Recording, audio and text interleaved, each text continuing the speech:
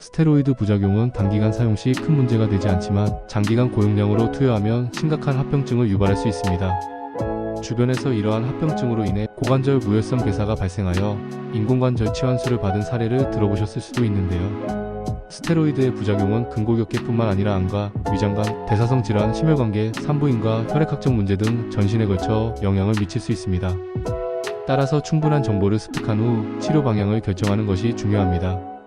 이번 영상에서는 스테로이드 부작용으로 인한 무혈성 괴사와 손해사정 과정에 대해 설명드리겠습니다. 1. 스테로이드 부작용과 무혈성 괴사.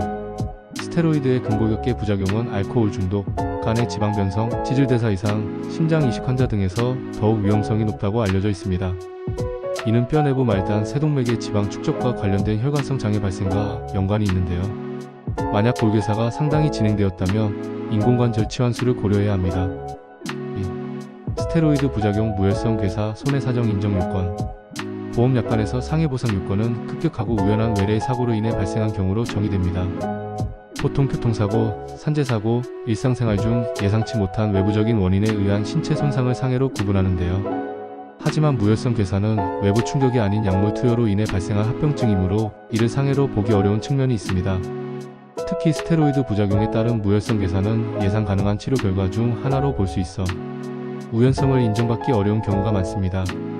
따라서 인공관절 치환술 이후 손해사정을 진행할 경우 보험사는 약물과 골괴사의 인과관계를 먼저 검토하고 우연성 여부를 법적으로 판단하게 됩니다.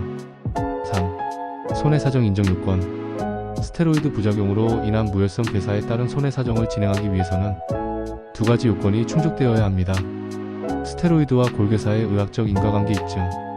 골괴사는 다양한 원인에 의해 발생할 수 있기 때문에 다른 요인으로 인한 발병 가능성을 배제해야 합니다. 이를 위해 약물 투여 용량과 기간이 중요한 요소로 작용합니다. 2000mg 이상을 3개월 이상 투여하거나 30mg 이상을 한 달 이상 사용한 경우 무혈성 괴사의 위험성이 높아진다고 알려져 있습니다. 따라서 과사용 여부를 판단하는 과정이 필요합니다. 보험약관상 면책 조항 여부 확인. 보험약관에서는 보상하지 않는 손해 항목에 그 밖의 의료 처치 관련 조항이 포함될 수 있습니다.